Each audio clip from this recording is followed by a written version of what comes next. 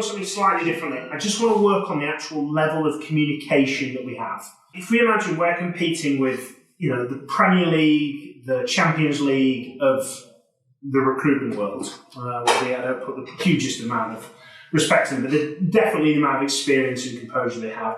How we communicate is so damn important to how we get things right. So what I want you to run through is that introduction for the warm call and straight into that.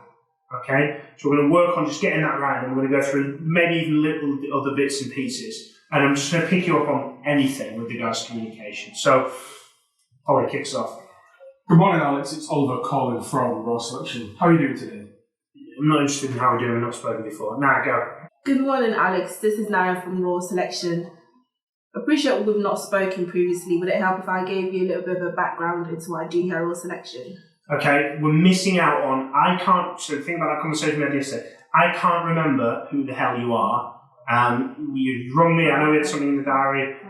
Naya, it's Alex calling from Raw Selection. We message each other over, just remind me of why we're speaking, and then it stops me feeling stupid or stops me trying to work out for the next 5 minutes who the f*** you are, and I'm not listening to a single thing you're saying. And then you go, I know we come from somewhere. Oh, this sounds like a cold call. Okay? Ollie, go again. Good morning, Alex. It's Oliver calling from Raw Selection. We did have a brief conversation over LinkedIn, but I appreciate that we've never actually spoken before. Would it help if I gave you an introduction to Raw Selection and what we do here? Okay, we've got an in there. Now go. Good morning, Alex. This is Naya from Raw Selection. We had an email dialogue here where you expressed your interest in the profile. I appreciate we've not spoken previously. Would it help if I gave you a little bit of a background into what I do here at Raw Selection? Okay, let's just think about this is the first conversation we've ever had with someone. Good morning, Naya. My name's Alex. I'm calling from a firm called Raw Selection, Specialist in Executive Search. I message you over email. Just think about that. How does that portray? Bring a bit of energy, bring a bit of life to that initial conversation. This is your opportunity for this person to go, oh, do you know what? Wow. Right? You go into a restaurant and the server comes up, hey, good morning. What was that for us? You're like, oh, right, okay, we'll have this. Morning, guys. What are you having for breakfast? We're all looking hungry. Right? And it's just that difference of little bit of change. That bring a little bit of energy. Ollie, go. Good morning, Alex. It's Oliver calling from Raw Selection.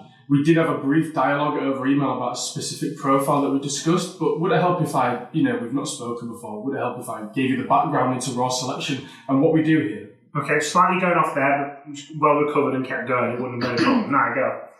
Morning, Alex. This is Naya from Raw Selection.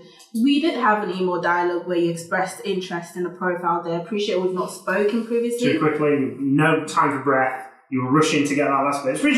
And we just lost a little bit there. Okay, right. So we're getting the energy of it. So let's just go into the terms part. And I just want to start with that.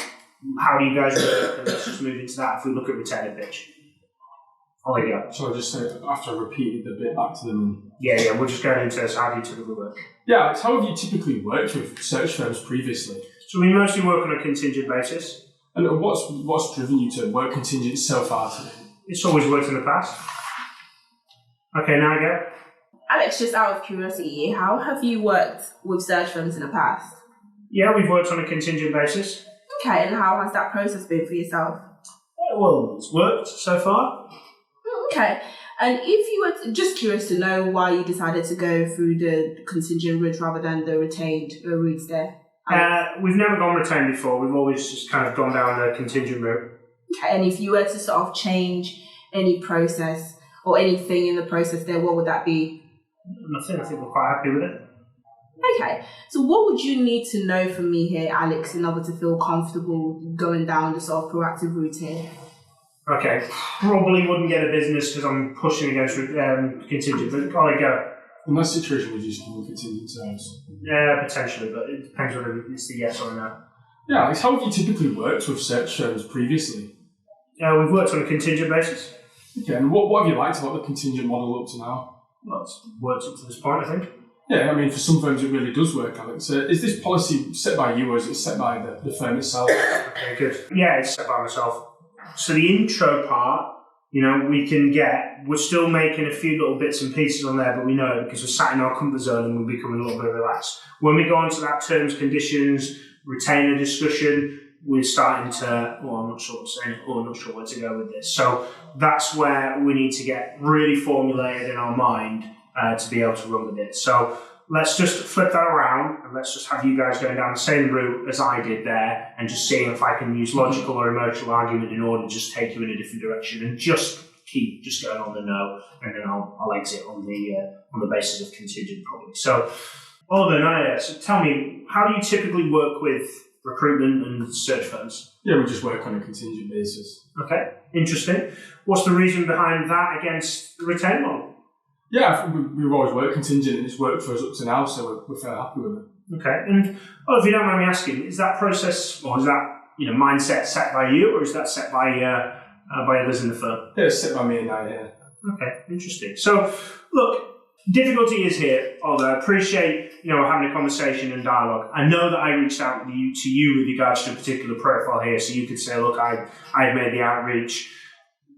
But typically we work on a retained basis. We have a slightly different model which de-risks the process and the term structure, and I would of course argue that our retained process and our search process is far superior, and I can give you examples of that. Would that be something that, for regards to this particular search, you've got some urgency, you've got some pain, you've been looking for quite some time, would that be something that you would consider if I could put something together that would be attractive for you guys against the normal contingent process? Yeah, I'd be more than happy to take a look at it, but I think we'd still be leaning down the contingent route at this moment in time, as we've had situations like this and it still works for us. Okay, have you worked on a retained process in the past?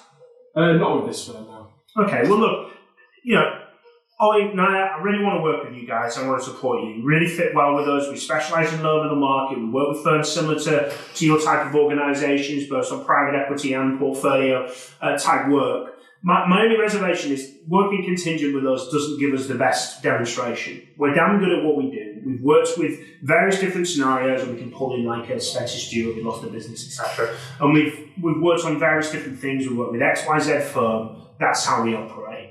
Now, I'm going to guess, based on the fact that you're working contingent, you probably haven't found a retained firm that you'd be happy to do with and happy to work with. I'm not here to push you in that direction. I'm here to encourage, of course, but I'm not going to obviously tell you how to run your business and how you run your firm, Oliver. All I'd say is if you do struggle with anything in the future, to consider that as an option. I'm happy to have a look through my network briefly and share any profiles, but it isn't going to give you the best demonstration of how we operate and what we do. And I can guarantee that if you do go down that route, we'll be the last search firm that you'll ever work with. And let me position a little bit about the de-risk process. I appreciate with contingent, you'll have done your, spoken to a couple of firms, take it all the way down to the end of the process. Is that right? Yeah. And I guess you like that because there's no upfront deposit. If they don't perform, you don't pay them. But I probably guess you argue differently here, but would a contingent firm go out to the market, hammer them, represent your firm in the best way? Would you agree that retained firms do that, contingent firms in the most part don't? Yeah, I would say so. Okay. Well, look, if that was to be the case, and you guys were to consider something more proactive to give you a bit of landscape of the market, both for private equity appointments and for portfolio, what we have, and then I'll go into the upfront deposit, refundable, we put our money where our mouth is, do background, etc. Make sense? Mm-hmm. So I'm kind of leading into the conversation. I'm just saying, look, if there's a better option, that would be it. And then he might go, well, send me the terms across. And then at least he's like, okay. He said send me the terms earlier, but he probably wasn't going to look at them. But he sent the terms now, and he's like, well, actually, could this be a better option for us? And it's just leading into that conversation, but you're not pressurising them to go that way. And you're calling out what they're thinking before they have the chance to say it, that you're probably doing this. But I've actually had tons of objections, so I know what's going on in a client's head or prospect's head when they're thinking about it. So I'm already thinking, right, you're going to say this. Look, I appreciate I reached out to you. I reached out and said the candidate, but would you ever consider going retained? And I'm already thinking, well, you reached out to me. I'm taking that off the table. You're not giving me that as that. I'm not hearing that book, right? So take that away, and therefore they're there. And I guess you're happy, and I guess you've gone out and you've done this, and you've taken 2 contingent searches, you've run the process, etc., and it's worked for you. And but would you agree with me that if you were working with a retained firm, it would be proactive? They would go out to the market on a more structured basis. They would represent your brand better, and you haven't got 2 firms competing, or 3 firms competing and not investing all the time in that. Would you agree that's the case? If they say, no, I think actually contingent's better, Okay, well look, I'm not here to argue. I'd argue differently that if you're paying somebody to do work that's going to be better, if you ask your 3 accountants to do your end of year work, and one of them you're going to pay, none of them are going to invest a huge amount of time in it. And it's pretty similar with the recruitment model of fastest finger first or half best candidate into your market. So it's that kind of conversation. Make sense?